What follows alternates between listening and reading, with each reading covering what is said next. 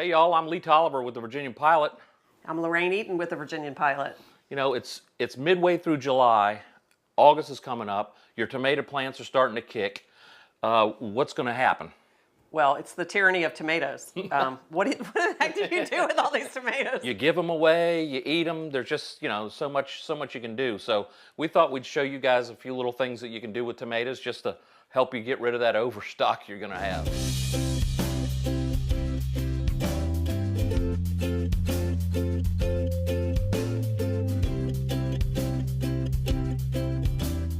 I see you got your world famous, sold out, #1 seller cookbook from the Virginian-Pilot that you put together with a bunch of local cooks' recipes and stuff. What do you have for us?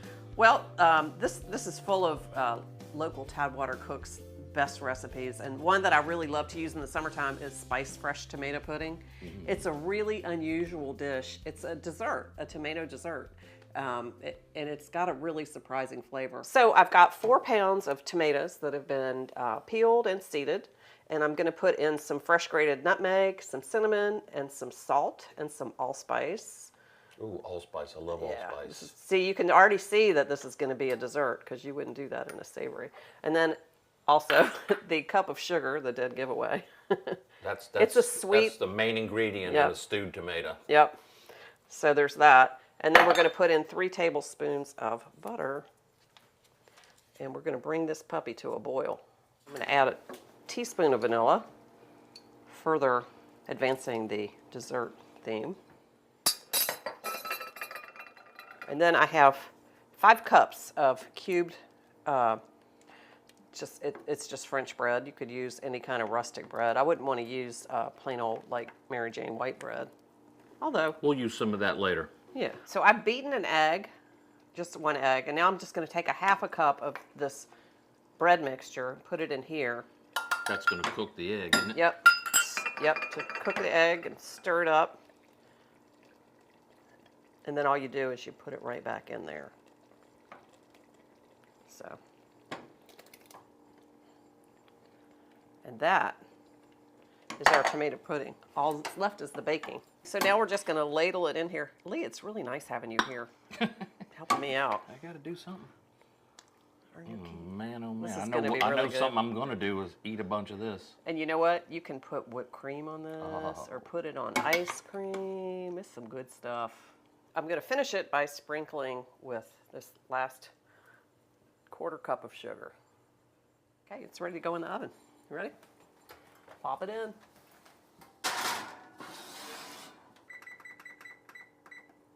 So you got this out of the oven. It looks awesome. It smells crazy good. It smells like a pie, doesn't it? It does smell like a pie. A little like fall. Mm-hmm. Yeah. Not a bad thing. But there's something else you got to do to it, you said? A little whipped cream. And, of course, if I were doing this and I had the time, I would whip some fresh whipped cream. Yes, you would. Put some Grand Marnier in it. There you go. Now, we'll just do that. All right. Now it looks like a dessert, but I'm going to find out how dessert-like it is. I'm telling you. Off the chart. Off the chart. That's crazy good. You know, the bread turns into like a creamy pudding, as bread, tomato pudding. A little tart from the tomatoes. Wow. A whole lot of sweet. It's delicious. All those spices. It's tomato dessert. All right, next up we have something that usually an appetizer, but you eat a couple of these and it'll fill you up. It really will. Absolutely. The trouble with this dish is pronouncing it properly. It's a Caprese. It's a Caprese. A Caprese. A Caprese. Right, you got your tomato. You got your mozzarella. You got your basil. All right, I'm no good with the Italian accent, but I am good with making these. So you cut your tomatoes nice and thick. Slice up some fresh mozzarella.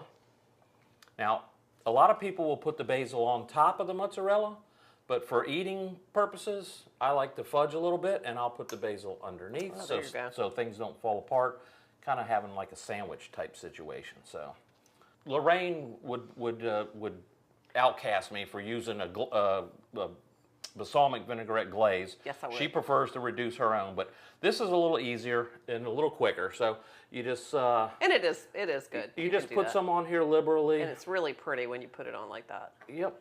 Let me serve you up one. 2. Well, you'll have to eat one first. Thank you. And salt and pepper, right? Yeah, if you want to, salt and pepper. Always, yeah.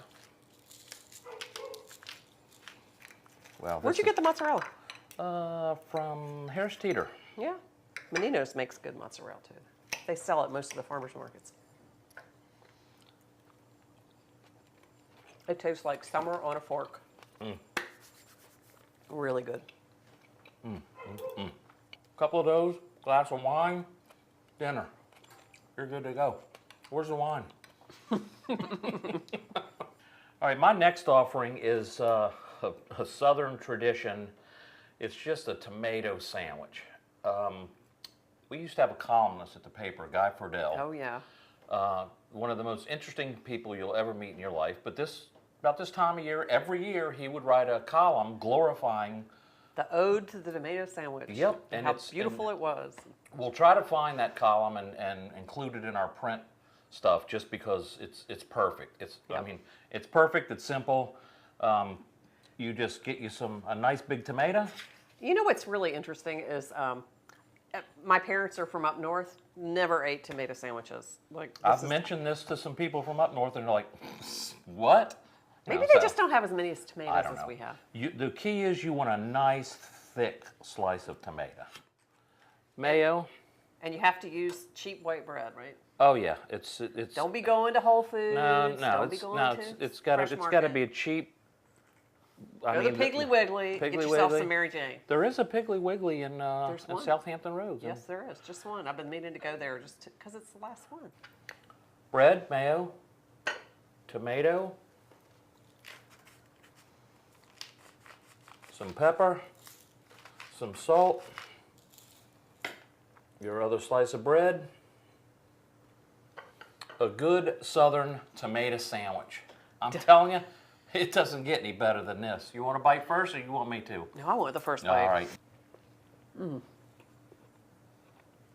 So good. Simplicity, delicious, doesn't get any better. So here we are back in the Department of Shameless Self-Promotion. Nothing shameless about it. Anyway, this book has so many great... Got a tomato on it. Right. So many great recipes from Tidewater cooks. And one of the quintessential Tidewater cooks in this area is the late Chef Monroe Duncan.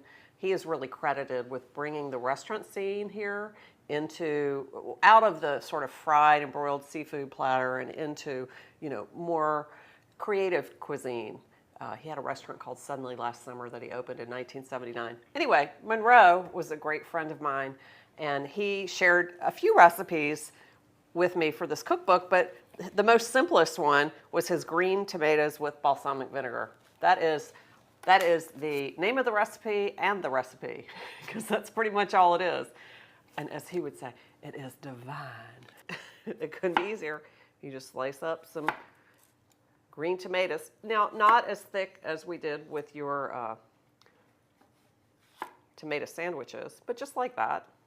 This is step 2. This is step 2. A little balsamic.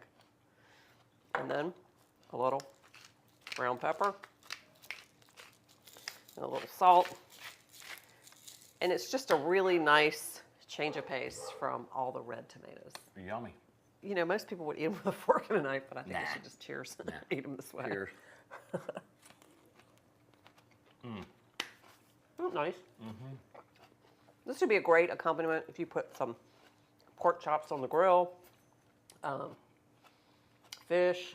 It's just a really light, nice vegetable. Why don't you tell us about different kinds of tomatoes, because there's a lot of different kinds of tomatoes. Well, there are, and right now if you go to farmers markets, you'll see these ugly tomatoes, and I totally advise you to buy them because they have such a great tomato flavor. Some of them are a little bit limey. I ran into some last weekend. I don't have any here, but they were called Berkeley tie-dyes, and they were yellow with like a red bleeding out of the top.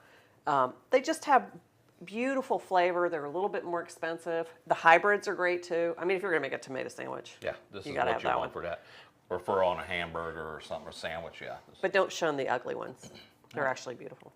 And if you just can't think of anything to do with all the extra tomatoes you have, while you're outside picking, just get yourself a napkin or an old shirt and just enjoy your tomato.